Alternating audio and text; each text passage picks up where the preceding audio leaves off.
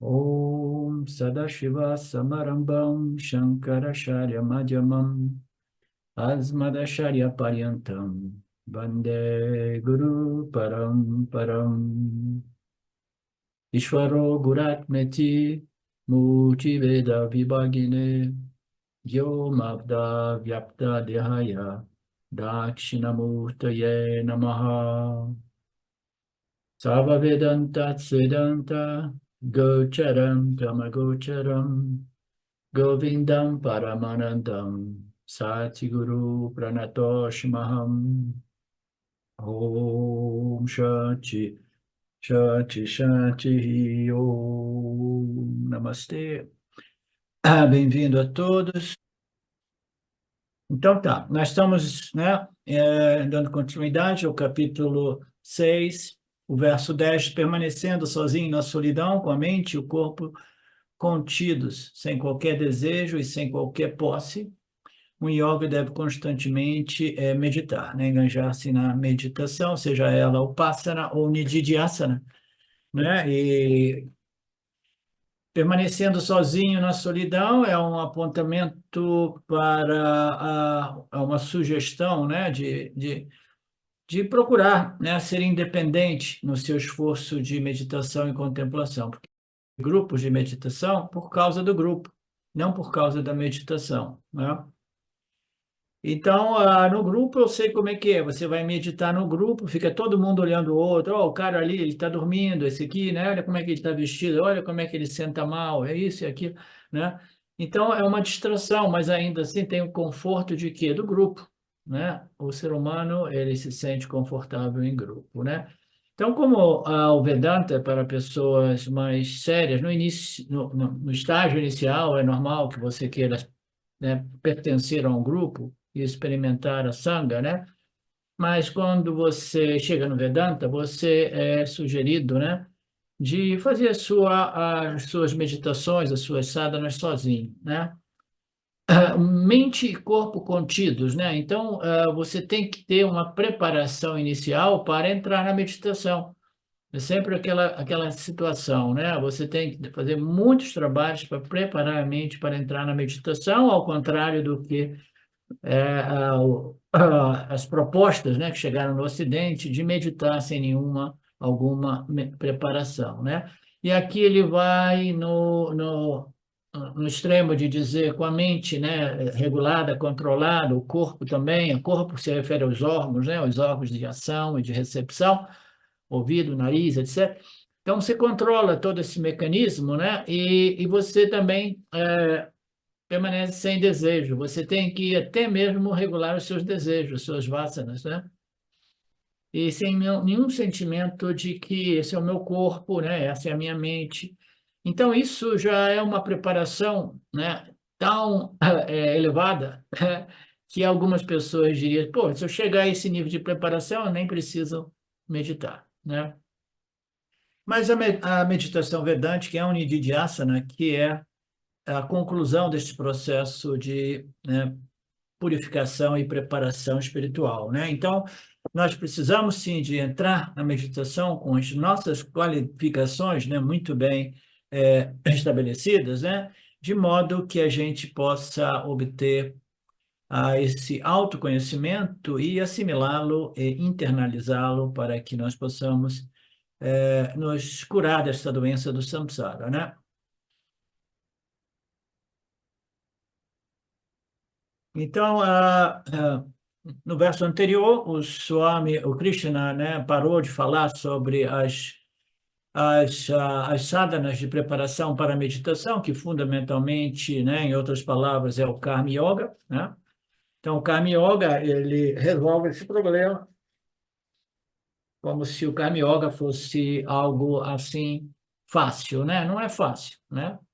É uma ciência, né? Uma ciência na qual nós precisamos compreendê-la profundamente, claramente, e depois aplicá-la de momento a momento, né? E se nós não conseguimos aplicá-la, é porque faltam algumas qualificações. Então, o que que a gente faz? Mais Karma Yoga, mais Karma Yoga, mais, né? Mais Shravana, né? A respeito do das escrituras abordando karma, dharma e upasana, tá? Então, não existe nenhum outro remédio, karma, dharma e upasana. Gradualmente, nós desenvolvemos as qualificações necessárias para que o Karma Yoga frutifique na minha vida, né? E eu já consiga renunciar ao quê? O que ele diz aqui nesta passagem, o desejo, né? Sem qualquer desejo, você precisa entrar na meditação sem desejo, porque se você estiver desejando, a sua mente vai estar dispersa, né? Movendo daqui para ali, querendo isso e aquilo, né? Lembrando, né? Apego, né? Os apegos, né? As suas posses e etc., né? Então, o Karma Yoga é o que prepara tudo isso, né? E agora nós entramos no verso 10 e o Swami diz que do verso 10 ao 15 ele vai, ele vai especificamente falar dos aspectos dessa disciplina chamada de Upasana ou Nididhyasa. Então, não, agora eu vou fazer o meu Upasana, que eu vou sentar bonitinho, né? Vou botar a minha roupa branca, né? Perto dos meus cristais, com um incenso bacana, com as fotografias dos meus mestres, né? Da minha Sampradaya. Então, eu crio um ambiente, né? Que seja favorável. Por quê? Porque meditar no mercado de peixe, entendeu? É muito difícil, né? Suponhamos que todo aquele cheiro e todo barulho, né, de um mercado de peixe ou um mercado da Lapa, né? Você fala assim, não, meditação para mim é uma coisa que eu não posso depender de nenhuma circunstância externa, né? Então, tudo bem, vai lá e tenta meditar no meio do mercado da Lapa, né? Então, é muito mais difícil, né? Mas se você conseguir meditar lá, então significa que você já não necessita de controlar, né, o seu meio ambiente. Então, essas preparações específicas a respeito, né, postura, o tipo de assento, a localização, né, já são menos relevantes porque eu sou já mais qualificado, né? Eu estive refletindo recentemente, ontem, né, hoje de manhã, eu acho, a respeito disso, porque eu passei 20, 30 anos tentando meditar na minha vida. Aí depois, no final, eu vi que meditação não era realmente libertadora, não produzia o autoconhecimento, aí eu abandonei a meditação e eu desenvolvi uma certa atitude meio negativa a respeito da meditação, do Vipassana, né? Então, essa atitude, né, às vezes, às vezes não, frequentemente, quando esse tema vem à tona, ela transpira, né? Ela passa nas minhas exposições dos ensinamentos, entendeu? Então, eu estive pensando, de repente, a meditação, para aqueles que estão inclinados a explorar o Vipassana, né? É uma coisa que precisa ser encorajada, né? Porque a gente abandona alguma coisa somente após aquela coisa ter servido o seu propósito. Não é assim, Marcelo? Hum? Ok. Então vamos vendo aqui. Então, esses versos 10 a 15 são a respeito dos detalhes, né, específicos, né, a respeito que precisam ser observados antes de você começar a fazer o seu Vipassana, né? O Karma Yoga não, são disciplinas, né, baseadas em compreensão, atitude, né, espírito, né, que se desenvolve a partir desta compreensão do relacionamento Ishvara, Jiva, Jagata, né? Então, no Karma Yoga, essas observações, né, elas ocorrem quando? Durante as minhas transações do dia a dia, né? Naturalmente, eu estudo o Karma Yoga, aí o Karma Yoga diz, olha, você não pode separar a sua vida religiosa da sua vida mundana, né? Porque você aprendeu agora a converter as suas atividades do dia a dia em atividades sadhanas espirituais, né? Então, a aplicação do Karma Yoga é durante as minhas transações, as minhas interações com o campo, né? Mas já a sadhana de Upasana, não. Upasana significa eu simplesmente me retiro das minhas interações e transações e separo um tempo de alta qualidade, né, para que eu possa realmente fazer. esse trabalho de purificação mental através do controle, né? O controle da mente, dos órgãos sensoriais, etc., etc., né? Então, essas. Então, este sadhana de Krishna discute agora, né? Sem ele, sem esses passos, né, de preparação específica antes de fazermos a nossa meditação, nós fracassaremos, ficaremos sentados por algum tempo, mas a meditação não ocorre, né? Então é muito. Veja bem, o que é mais essencial, né? A preparação através do Karma Yoga ou a preparação através, né, de observação de que o espaço está limpo, o espaço está, né, simbolizando um aspecto sagrado, entendeu? Que o espaço é silencioso, que tem um incenso que me lembra daqueles estados mentais, né?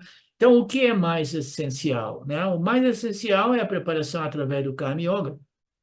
E se você for preparado, não é realmente essencial, tá? Então, não é realmente essencial, depende do nível de preparação. Eu não gosto de enfatizar muito isso, porque as pessoas já estão tão fixadas com essa história de meditação no mundo ocidental, entendeu?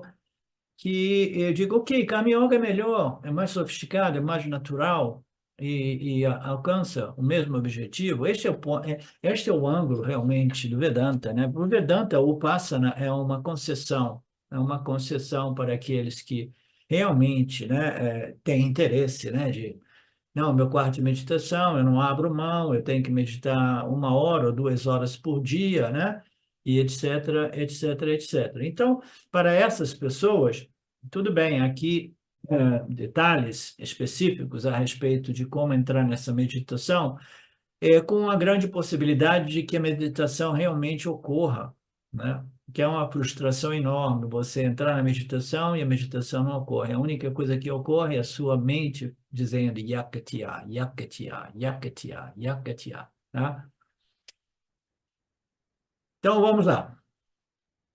O meditador, ele não conseguirá meditar sem essas preparações, porque você precisa de uma mente quieta para desenvolver uma mente mais quieta.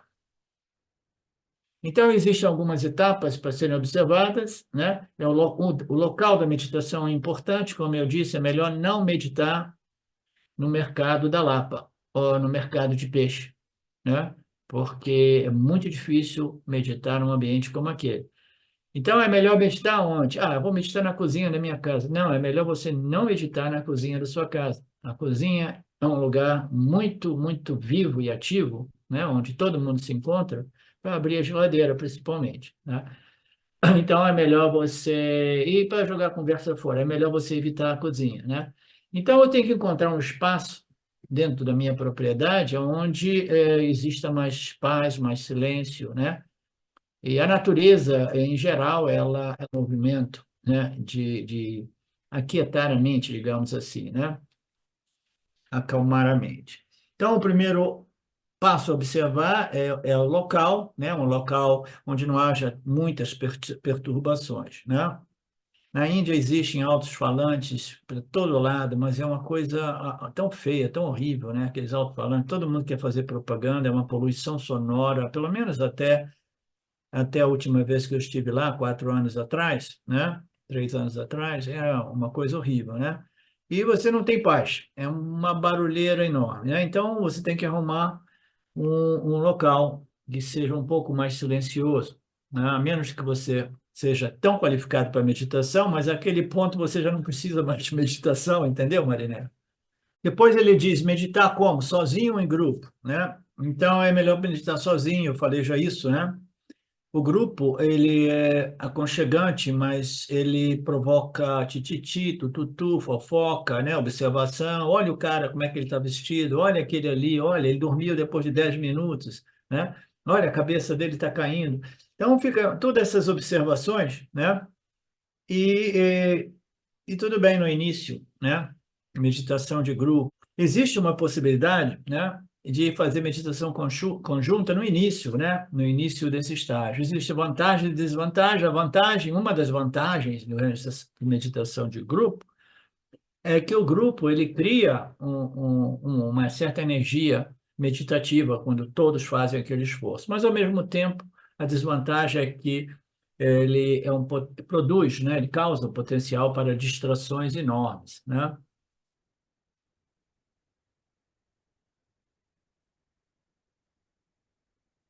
Né? Se você cochilar durante a meditação, os outros vão ver e depois o que que eles vão dizer de você, né?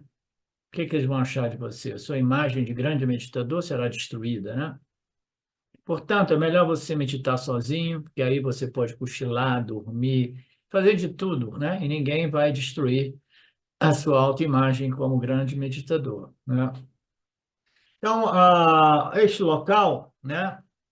Local limpo, né? Um local silencioso, sozinho e limpo, né? Limpeza física é importante, porque você sabe que onde tem caos, do ponto de vista de sujeira e bagunça, né, a mente ela é receptiva a um ambiente caótico, um ambiente sujo, né? Não sei, vocês devem perceber e notar isso, né? Se a gente deixa a casa virar uma bagunça, aquela bagunça da casa, aquela sujeira da casa. Eu me lembro quando eu tinha restaurante nos Estados Unidos, as poucas vezes que eu estive na casa de alguns dos meus empregados mais chaves, né? Eu via a bagunça que era aquela garotada, né? Morando sempre com outros jovens, né? Deixava a cozinha ficar assim no ponto que não tem mais prato, não tem panela, sujeira, entendeu? Então, entrar naquele ambiente, imediatamente, você percebe uma energia, né? Uma energia negativa, não propícia para a meditação. Então, essa pureza externa, ela reflete uma pureza interna, interior, entendeu? Uma limpeza externa, ela reflete uma limpeza interior, né? Que contribui para a sua meditação. Essa limpeza é associada à sua meditação espiritual. Então, a lei da associação, se você vai a um ashrama, o templo, o seu próprio quarto, puja, associação. Associação é uma coisa muito importante. Se você medita e você tem o seu próprio local, espaço, né? E você começa a colher alguns frutos desse esforço, né? Desta sadhana. Então, o que que ocorre? A associação é naquele espaço ali, a mente fica mais quieta, tá? Há pessoas, ou grupos, ou círculos, ou espirituais que utilizam a associação de modo constante, né? Eu me esqueci o grupo que fazia isso com perfume, criando um... E os incensos indianos servem a esse propósito também. Mas existiam gurus na época de outras tradições que criavam um espaço de meditação e depois eles lançavam, né, um perfume, né? Para que esse perfume? Aquele estado profundo, quando ele via que todo mundo estava satívico, né, em meditação, ele lançava aquele perfume, né? Aí depois aquele perfume já estava ali no início para criar, por associação, o espaço de o estado de meditação, tá? Então, a associação é uma lei importante, né?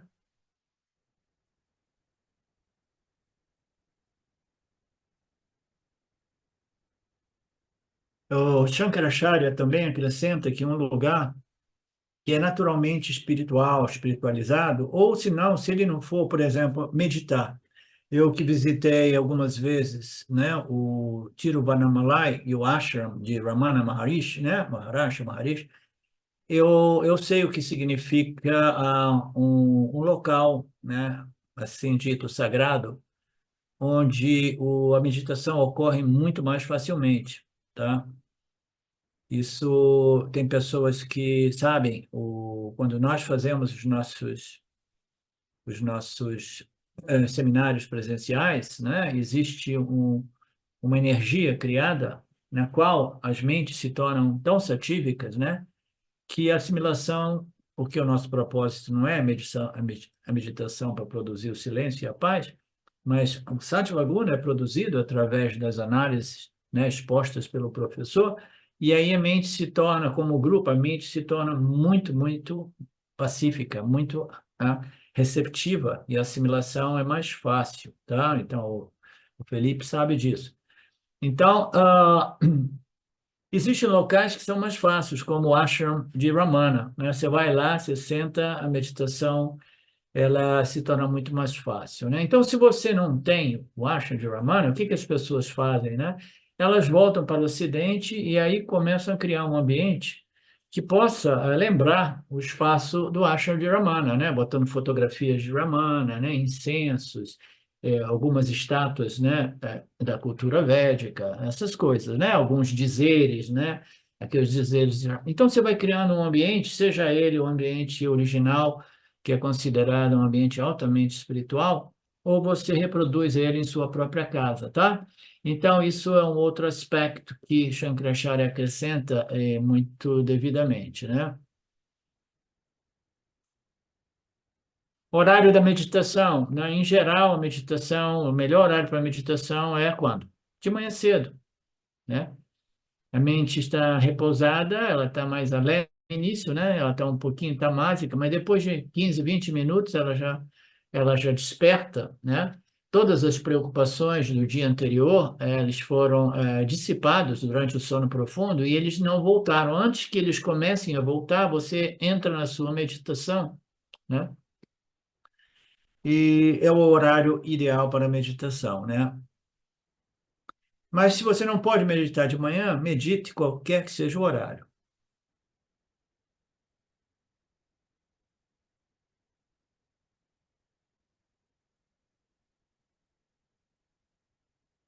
De manhã a mente não é realmente mais tamásica porque você despertou, você dormiu bem, né? A mente ainda não é rajásica porque você não começou a enganjar o mundo, as suas atividades, as suas transações, as suas vasanas, né? Então é um momento entre, né, o tamoguna do sono profundo e o rajoguna de um dia, né, com muitas transações, né, com o meu meio, né?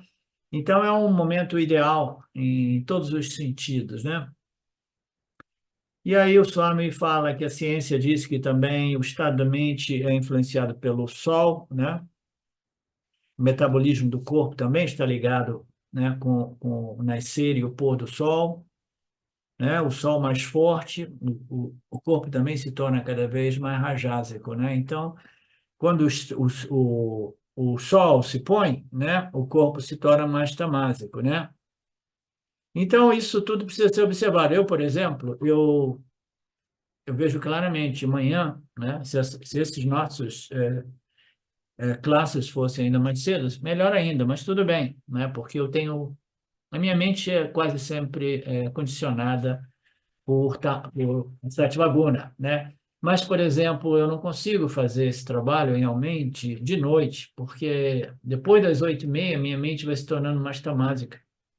E eu começo a dormir. 8h30, 9 eu durmo, né? Começo a apagar, né? Começo a ver alguma coisa no meu computador e daqui a pouco começo a apagar. Então, o horário de manhã é o horário melhor, naturalmente, para fazer tanto o Passana como para fazer o Nididhyasana Vedante. Mas nada disso é uma regra fixa. Isso tudo não é uma regra fixa, como nós sabemos, né? Porque deve ser acomodado com os nossos karmas, as nossas circunstâncias, né? Então, né? Como assistir às aulas no sábado e no domingo é ideal, mas existem pessoas, né? Pessoas muito próximas a mim que no final de semana agora, por questões de karma, elas não conseguem, né? Então, o que fazer? Assiste os videotapes postados pelo Marcelo, né? Então, tudo depende da nossa circunstância, das nossas, né, possibilidades, né? Porque, mesmo que seja no meio da noite, ainda assim é melhor. Meditar no meio da noite é a meditação mais difícil, todos dizem, todos os yogis dizem. Se você quer saber se você realmente é um meditador profissional, um yoga profissional, tenta meditar no meio da noite, tá? O mundo inteiro está adormecido, todas as mentes estão adormecidas e você vai nadando contra a corrente, querendo meditar, mantendo a sua mente alerta, né? Focada no seu objeto de meditação. Você entende tudo isso, né, Marina? Ok, Sim, professor, eu já pratiquei a meditação. legal. Então, nós queremos uma mente alerta, uma mente né? Alerta e focada e clara, sem muito Rajoguna, né? E sem muito Tamoguna, senão ela dorme, né? Então, essa mente é chamada de uma mente Sattvik, né? Sempre que você tiver essa mente Sattvik, aproveite para meditar, né? Aproveite para meditar. Ou contemplar, ou estudar os Vedantas.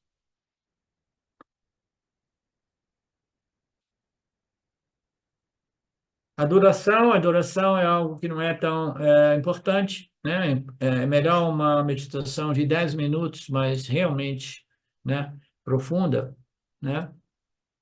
E do que ficar uma hora lá e você não consegue meditar. Então, o tempo não é realmente o elemento mais essencial, né? A qualidade é mais importante do que a quantidade, isso é uma lei geral, né, em todos os âmbitos da nossa experiência humana, né?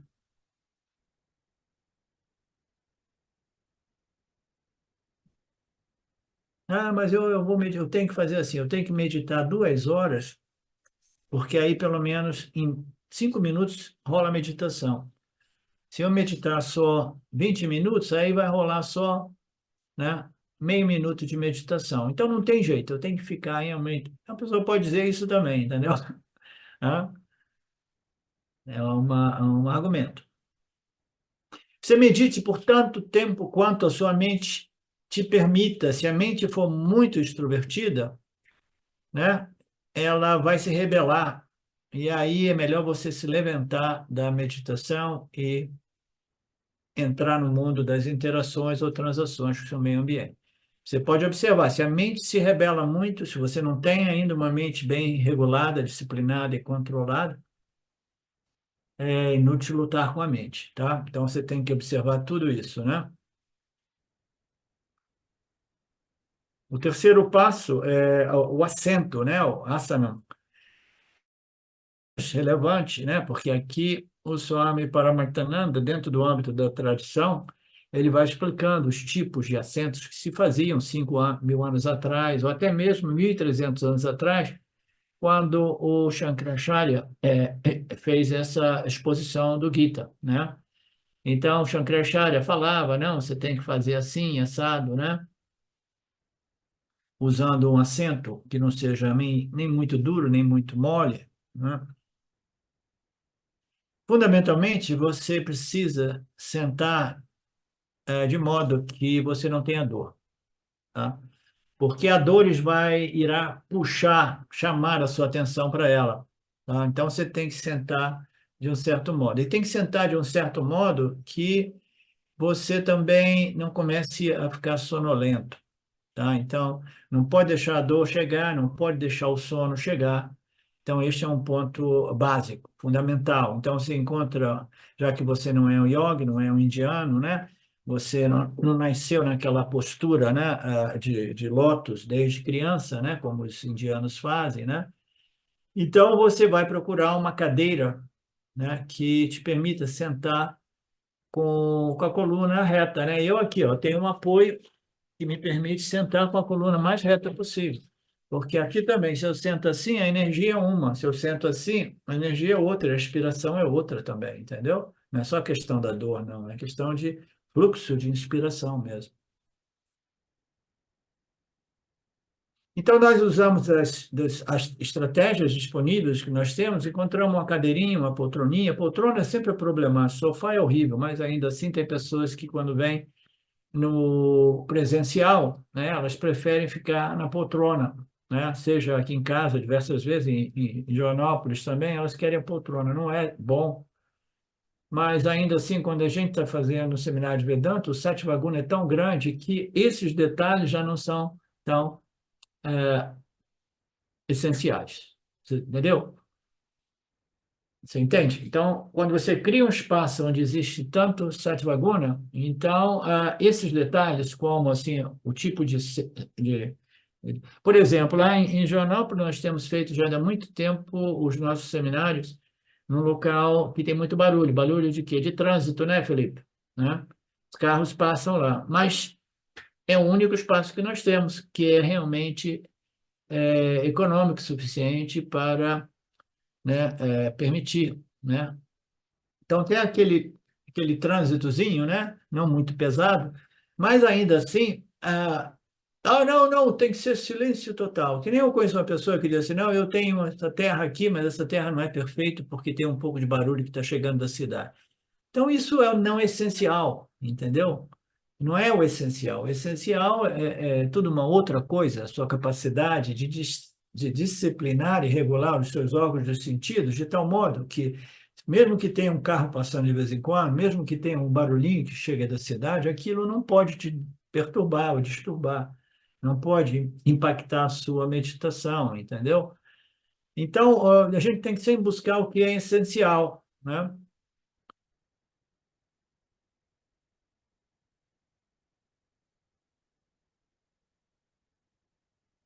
E se você não consegue uma poltrona, né? Uma poltrona realmente confortável para você, que sua coluna permaneça ereta, né? E não tenha dor nem desconforto, a perna não comece a doer e ficar dormente, porque é um dos problemas de sentar no chão, é isso, né? Então, se você, não, mas agora eu estou numa idade mais avançada que eu não consigo mais sentar, né? Então, tudo bem. Então, medita deitado, né? Não, eu só consigo deitar. Então faz deitado, é mais difícil, né? Mas não é impossível, né?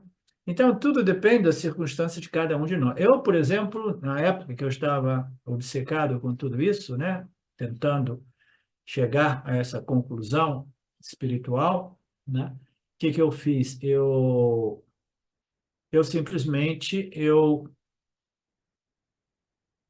ia dormir e eu não perdia aquele momento, entendeu? Tendo um restaurante, isso e aquilo, eu deitava lá e ficava contemplando, meditando, contemplando, né? Seguindo mais ou menos as orientações de Ramana Maharaj, né? Então, Not Ramana Nisargadatta Maharaj, então eu entrava no sono, antes do sono, eu sei que deitado você vai dormir mais rapidamente, mas isso, é até bom contra a insônia. Tenta meditar deitado, você resolve o problema de insônia, tá?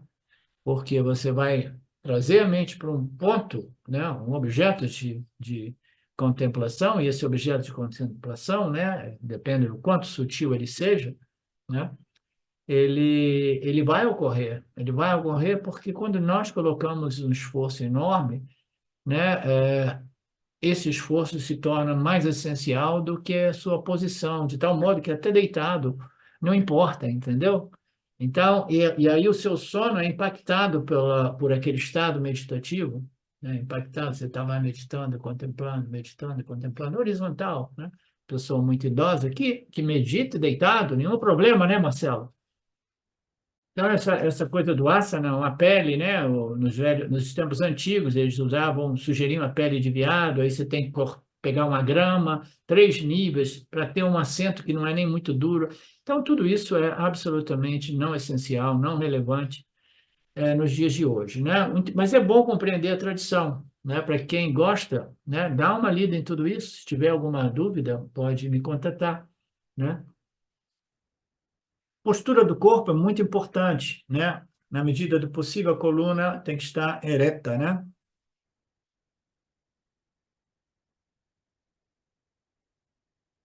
O corpo, pescoço e cabeça, né? Numa única linha.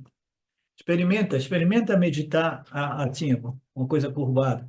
Os pranas, entendeu? Eles estão interligados com a sua energia vital, com o seu processo mental, intelectual, entendeu? Se você faz assim, imediatamente os seus pranos, né? A sua respiração já é afetada, o seu processo mental já é um pouco mais comprometido, né? Então, observar tudo isso são observações que nós fazemos, eu pelo menos faço instintivamente, naturalmente, né? Eu procuro evitar, né? Não é que eu penso nessas coisas, assim, não, eu sei, né? Subconscientemente eu sei que é melhor manter a minha coluna reta quando eu dou as minhas classes, né? Porque rola muito mais inspiração, né? Etc, etc.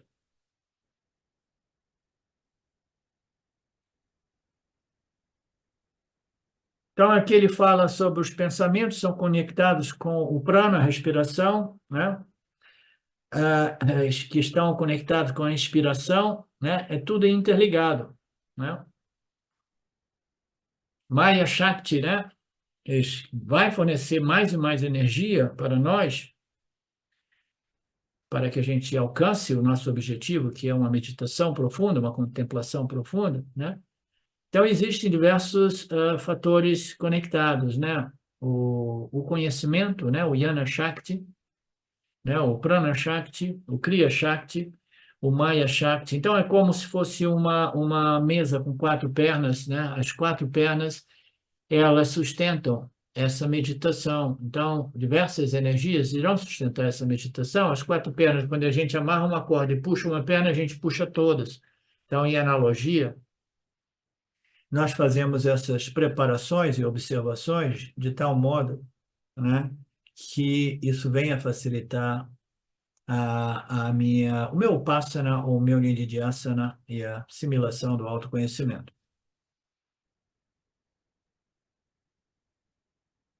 É por isso que os pranas são tão importantes. É por isso que quando estamos com a mente perturbada, a respiração também está ofegante, superficial e repetitiva, né? Então, daí, né, nós vamos falar mais sobre a questão dos pranas e a meditação pranayama, né? Tem uma outra passagem que, neste texto, que diz, tendo mantido fora os objetos dos sentidos externos e tendo fixado a visão entre as sobrancelhas, deve-se regular a inspiração e a expiração movendo-se dentro das narinas, né?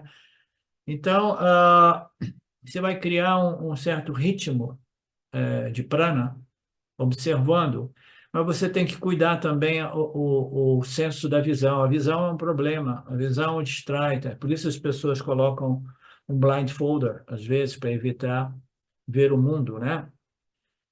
Quando você vê um objeto, o pensamento do objeto ocorre, aí aquele pensamento te lembra de outro objeto, aí quando você vê, você vai numa cadeia de pensamentos. Quando você vê assim, meu Deus, eu já pensei outras 18 coisas e eu estava somente pensando no meu objeto de meditação.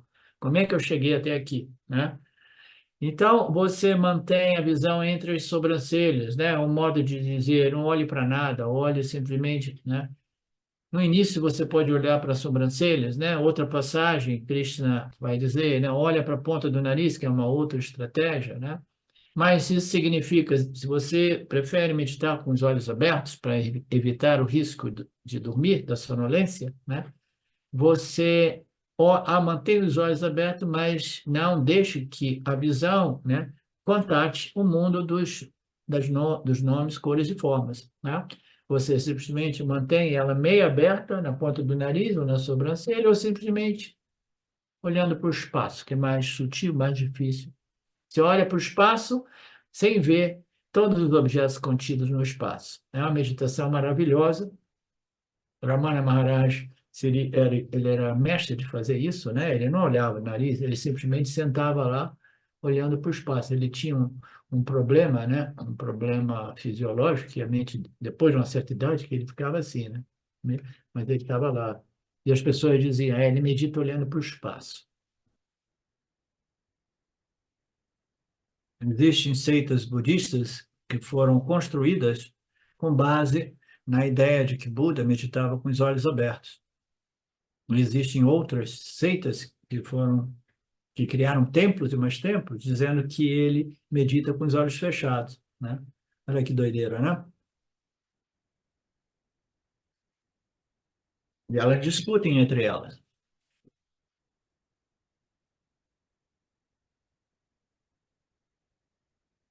Então, o outro passo é Indriya Nigraha, é restrição dos órgãos sensoriais.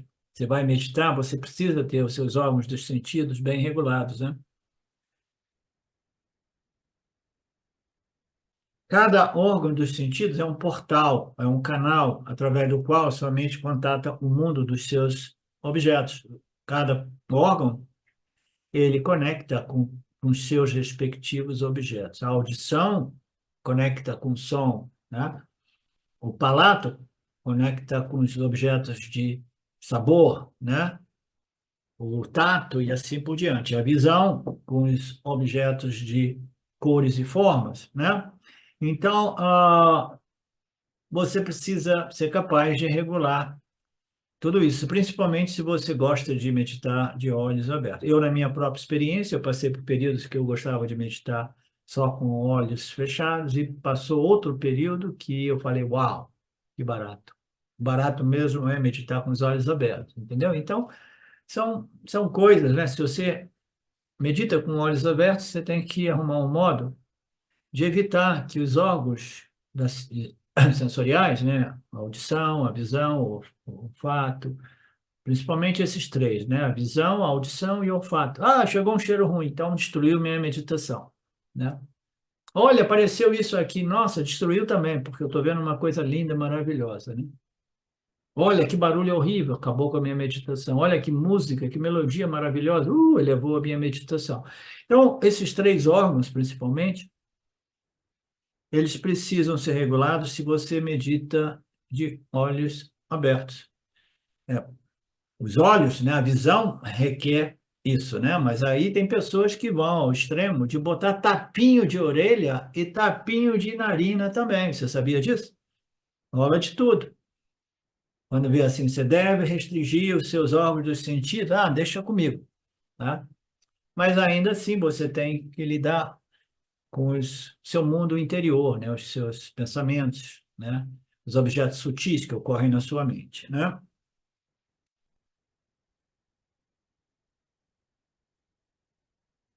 Krishna diz que você precisa retirar deliberadamente os órgãos dos sentidos dos seus respectivos objetos, afastando a mente. E então, Krishna trata especificamente do órgão dos sentidos dos olhos, porque os olhos são os órgãos dos sentidos mais perigosos, né?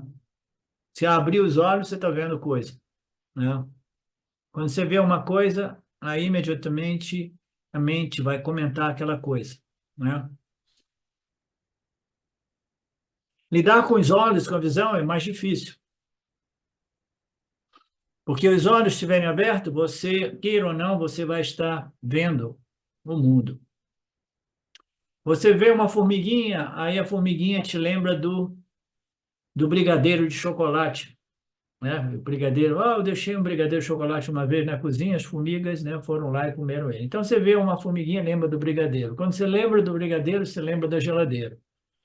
Aí a sua mente já, né, deu margem para o palato também ficar excitado, querendo comer um brigadeiro, né? Aí você perde o controle. Você tem que levantar e abrir a geladeira e dizer assim, não, eu tenho que comer esse brigadeiro, depois eu volto para a minha meditação, né? Então, os olhos são muito perigosos. E se eu consigo fechar os olhos sem dormir, ótimo, né? Então, então é isso. As dificuldades são essas. Portanto, Krishna diz que os olhos devem ficar semi-fechados, né? Um pouco semi-fechados assim, olhando entre a sobrancelha, olhando na ponta do nariz, mas semi-fechado, né?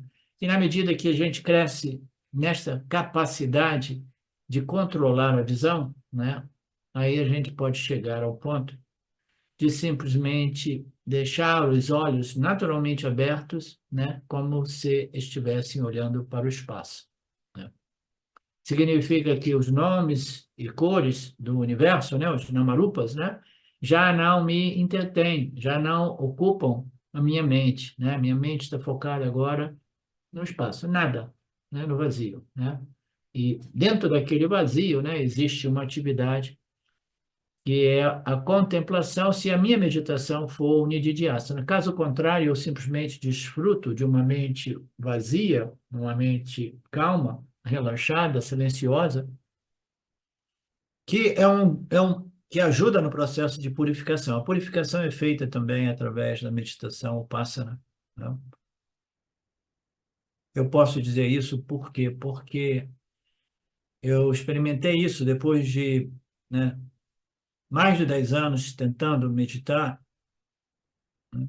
E eu pensei que todos os esforços que eu fiz tivessem sido desperdiçados, aí quando eu menos esperava, eu comecei a ver uma mente meditativa, né?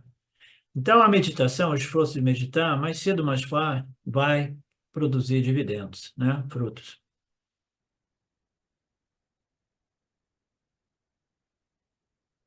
Então, seja a ponta do nariz ou a sobrancelha, entre as sobrancelhas, tudo isso são estratégias para manter os olhos abertos, né? Para aqueles que tendem a dormir com os olhos fechados e, às vezes, fechar os olhos. Nossa! Né? Porque você vai meditar, né? Você tem o seu objeto de meditação, qualquer que seja, dos mais densos até os mais sutis. Você abre os olhos, aí você vê muitos outros objetos que você pode focar, né? Aí você vai regulando, né, a sua visão de tal modo que os objetos externos não te perturbem, não te atraiam, não te repulsem, né? Eles não te repulsem ou não te atraem. Então, aí você fala, não, eu vou meditar com os olhos fechados. Aí quando você fecha os olhos, você encontra o objeto do mundo interior, do mundo sutil, né? As lembranças, as sensações, as tendências, né? As memórias, né?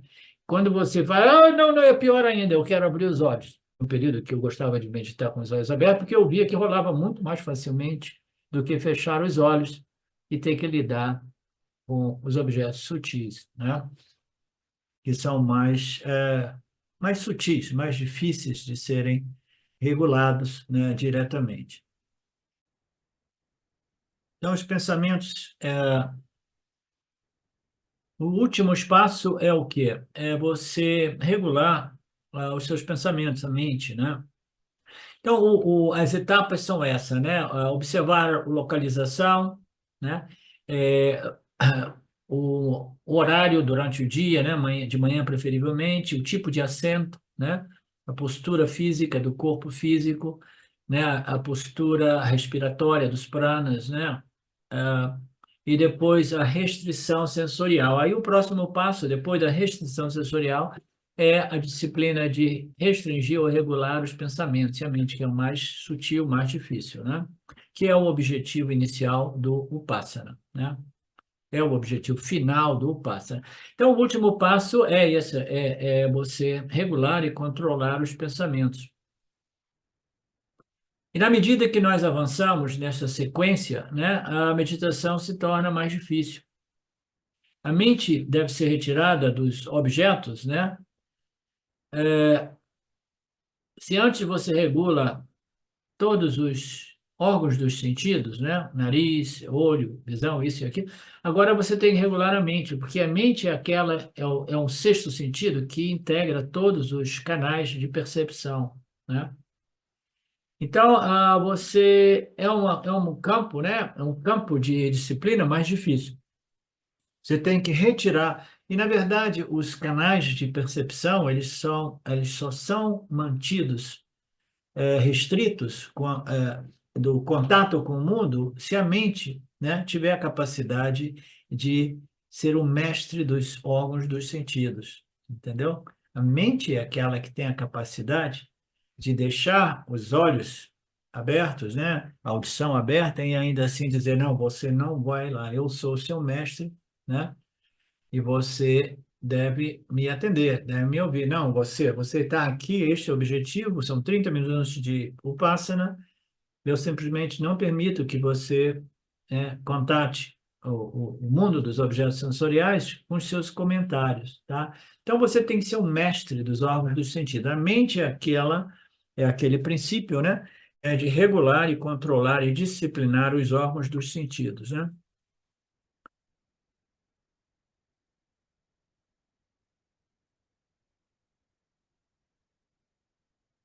Então é isso. Então você tem que abandonar tudo isso, você tem que renunciar a tudo isso. É quase como se você fosse um sannyasi, porque como nós vimos, né?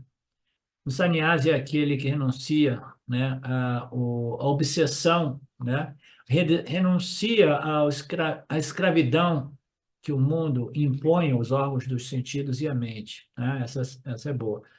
Então você vai renunciar, você vai transcender, você vai se tornar um mestre desse sistema quase que tirano, né?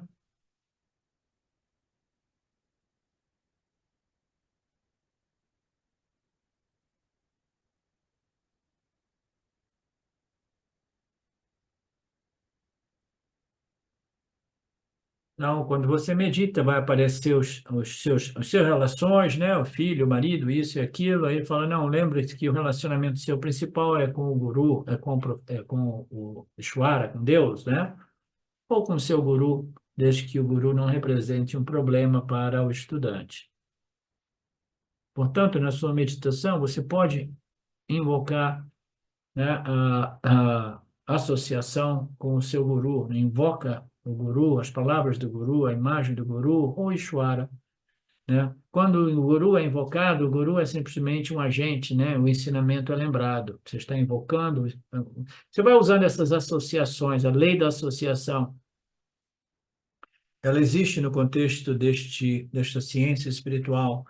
Eu me relaciono ao guru de modo que eu possa estar lembrando desses ensinamentos, né?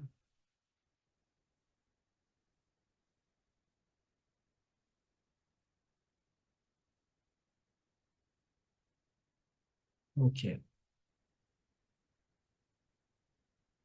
Se o seu meditação é o Nididhyasana, né? O seu campo é o autoconhecimento, então você deve meditar como um discípulo, não como um devoto, né? Isso é bacana, né? E você medita no seu guru porque você quer lembrar dos ensinamentos, né? A respeito do autoconhecimento, né? Mas se você for um bhakta, você vai meditar no seu guru simplesmente para você desfrutar dessa energia de devoção que também ajuda a purificar a mente, né?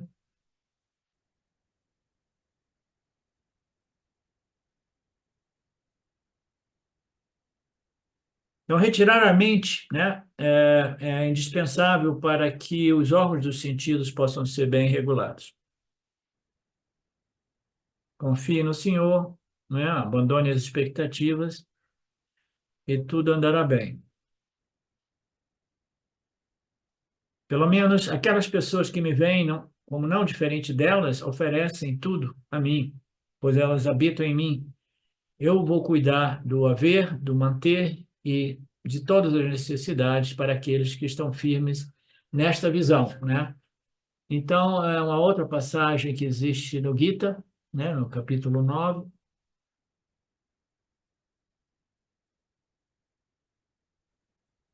Depois de você controlar a mente, aqui tem uma coisa mais ainda superior ao controle da mente, que é o integrador dos órgãos do sentido, o regulador, né? Mas você precisa também de ter uma convicção quanto ao valor, à utilidade do Upasana e do Nididhyasana, né? Então, ele apresenta o oitavo e último passo, é o Buddhi Niskayaham, né? Convicção. Não, eu estou fazendo a minha meditação, seja o Passana ou Nididhyasana, porque eu tenho um valor e esse valor é firme, né? A utilidade da meditação é, é, o, é indispensável para que eu possa realmente, né, entrar e obter, né, o autoconhecimento. Eu preciso estar muito bem convencido do valor da meditação, isso irá me ajudar no sucesso. Sem convicção, se eu entrar na meditação, eu vou ficar inquieto. Então, aqui apresento o aspecto mais sutil, que é o intelecto humano, eu tenho que ter convicção, não pode ser uma coisa por acaso, entendeu? Uma coisa que realmente eu sei, não, é isso que eu realmente eu tenho valor e eu estou totalmente, né, em- dedicado a este processo.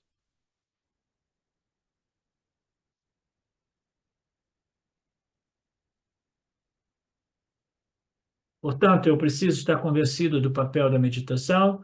O estudo das escrituras se torna importante, e se você estudar, você irá saber, você entenderá o quanto as escrituras são importantes, né?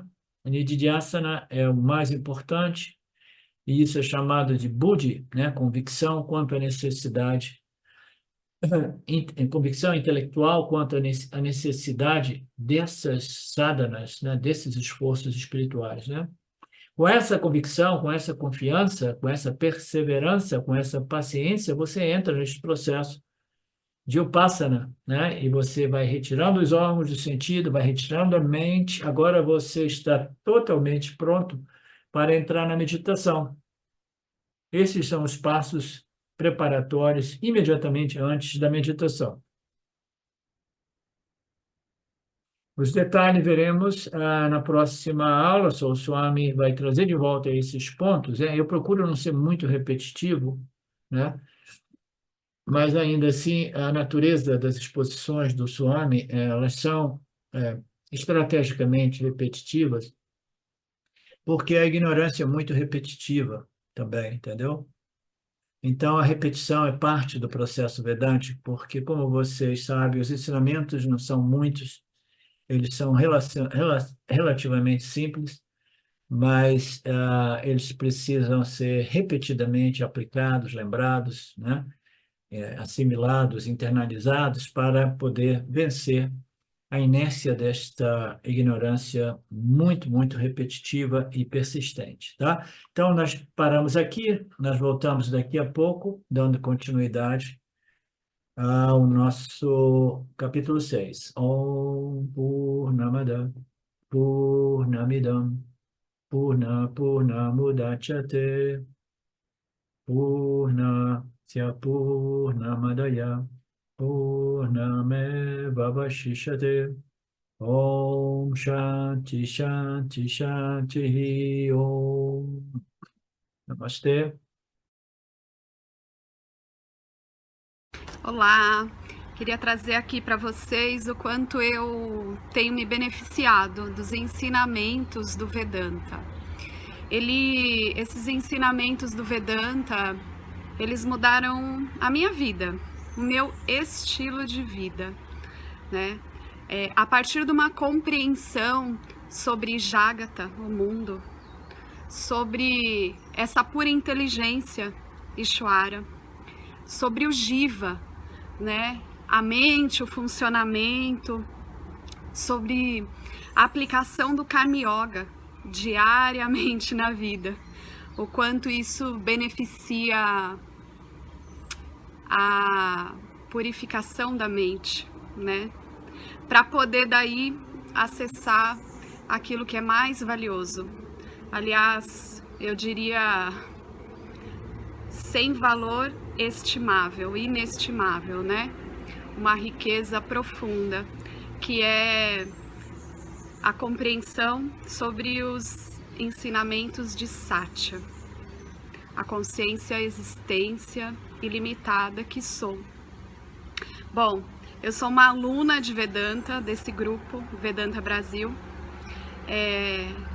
que iniciei a jornada, estou no começo da jornada, mas essa jornada seria impossível sem o apoio diário de um professor qualificado, o professor Arlindo Nagar, nosso professor, que dedica a sua vida, que dedica as batidas do seu coração exclusivamente para o ensino do Vedanta.